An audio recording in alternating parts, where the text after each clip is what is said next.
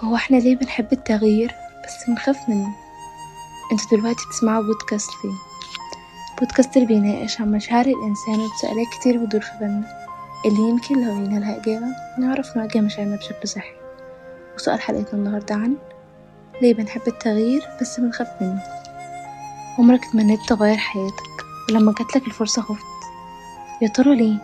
مع انك كان نفسك في التغيير ده. يمكن لاننا فاكرين اننا بنخاف من التغيير، بس الحقيقة عقلنا بيخاف من المجهول واحنا بنخاف من الوداع. لان اي تغيير حتى لو للأحسن بيطلب منك تودع حاجة اتعودت عليها، مكان ارتحت فيه، او حتى نسخة قديمة من نفسك. عشان كده التغيير مش بيكون صعب بس لانه مجهول، بيكون صعب لانه فيه وداع. عشان مع كل بداية جديدة فيها نهاية لشيء قديم. مخنا بقى بسبب خوفه من المجهول بيحط توقعات سيئة وبيحب يفضل في الحاجة اللي يعرفها.